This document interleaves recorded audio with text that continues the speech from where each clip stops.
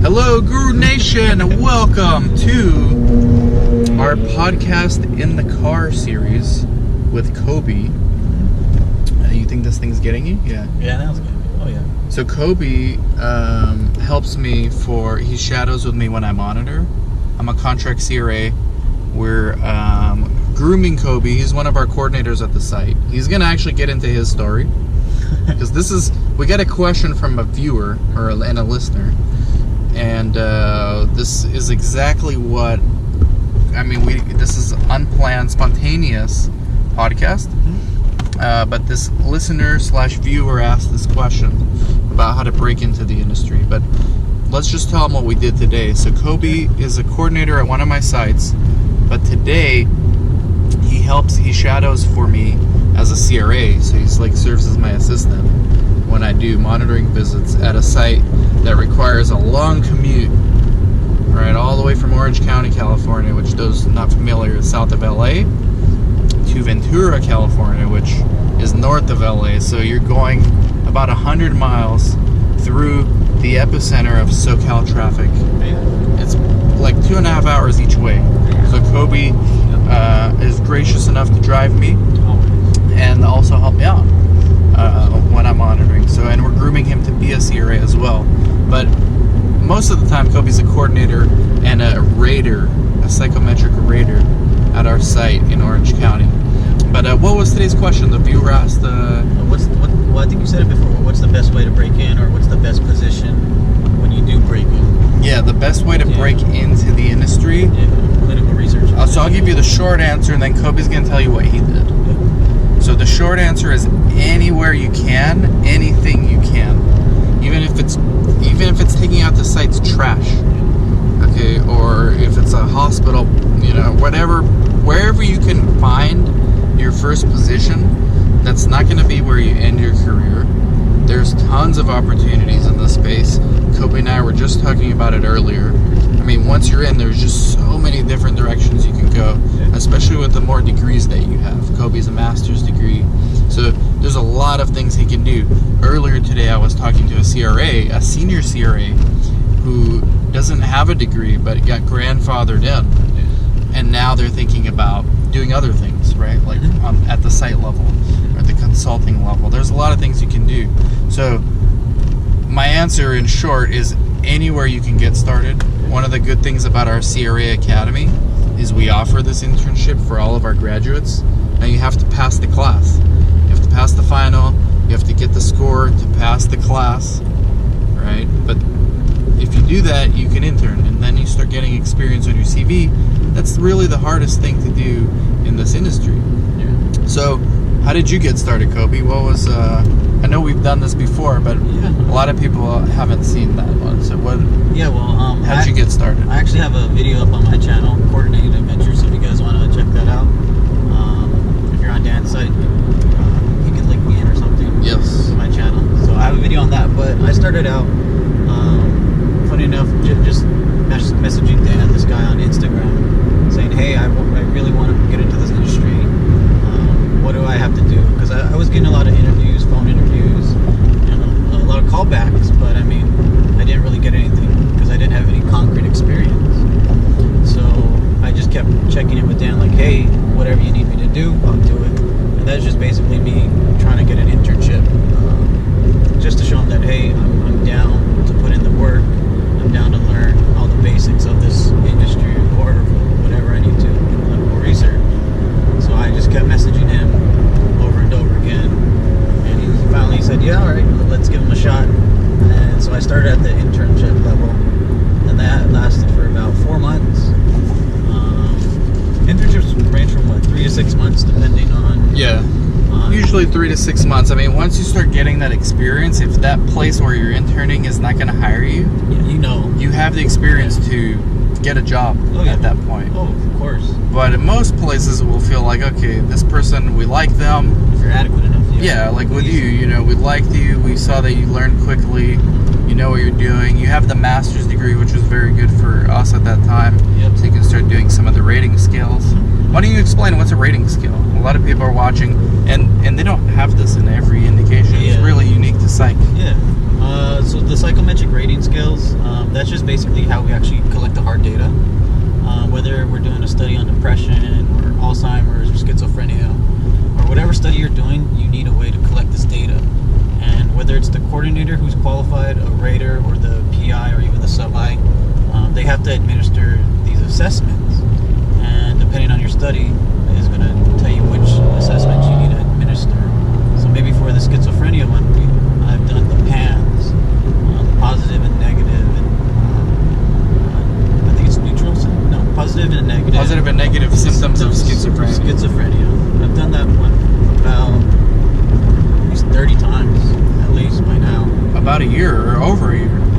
No, year's hitting in next month. Oh, a year. August. So not even a Yeah, year. so not even a year. Wow. I've done that one a lot, and that just measures exactly what it says: the positive, the negative, and Yeah. Now, something important that, so you initially wanted to be a CRA, yeah, initially, yes.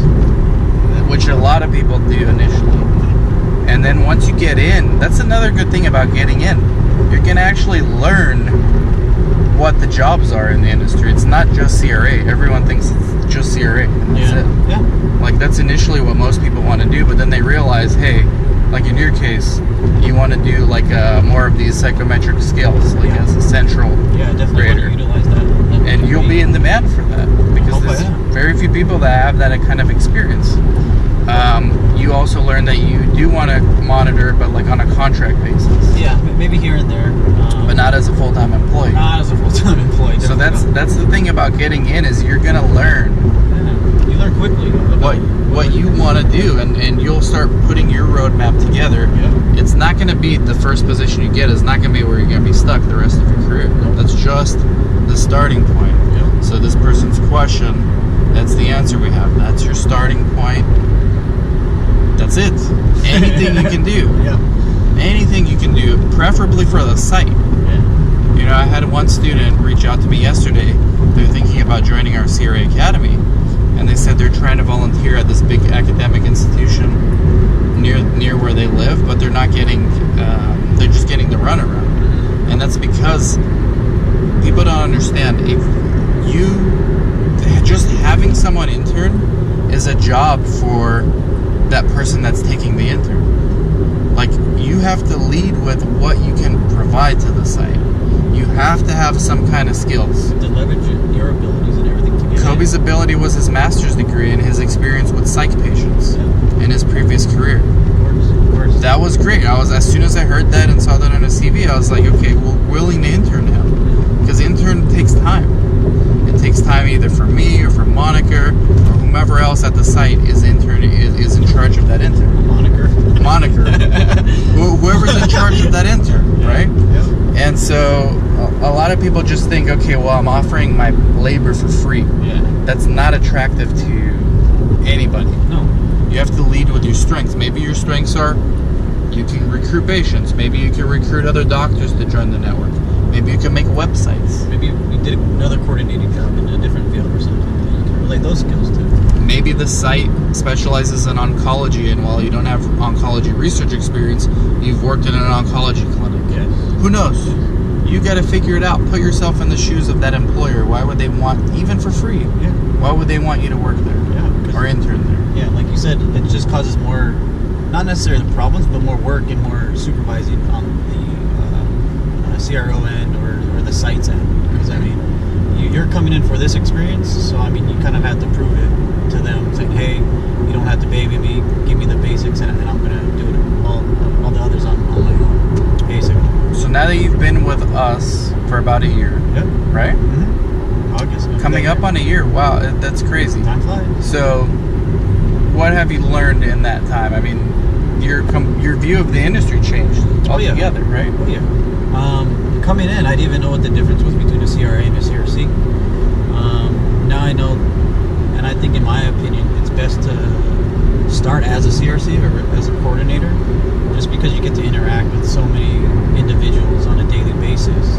That being maybe fellow coordinators, PIs, sub-Is, raters, subjects, sponsors,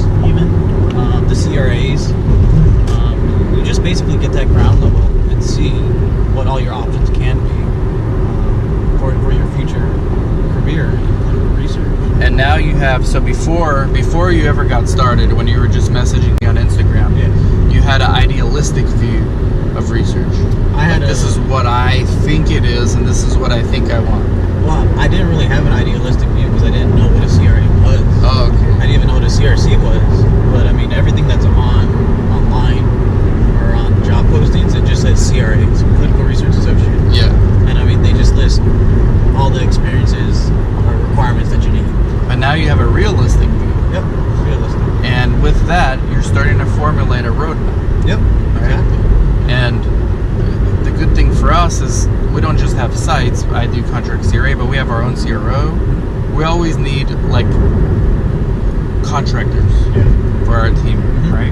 So we're actually training you through the site to help us with the other projects we have. Oh, of course. And then it's completely up to you what you want to do. Oh, yeah. Right? I have that freedom. So, final words for the viewer.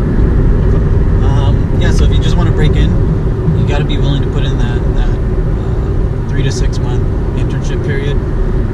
Tough it out, and I guarantee you're going to learn and find out what you want about clinical research. Now, what if someone can't afford to intern? They have to work. If you can't afford to intern, that's a tough one. Because I know you like they need a paid job. Yeah. So I know with our other intern, Paula. Yeah. She was doing it part-time. If that's all you can offer, just do it part-time. Do it when you can. Yeah, you're Here's the thing with commit. Paula. Here's why we did that. She recruits patients for us. Yeah. That's what She didn't know that's what she was going to do. We told her, hey, we don't mind you interning here part-time, but that really does us very little value. What we need is more people out in the community recruiting patients, trying to recruit doctors. And we'll even pay you on commission for that. Yep. So that's my advice. If you can't intern for free, at least do something like that. Yeah, I'd agree with that as well.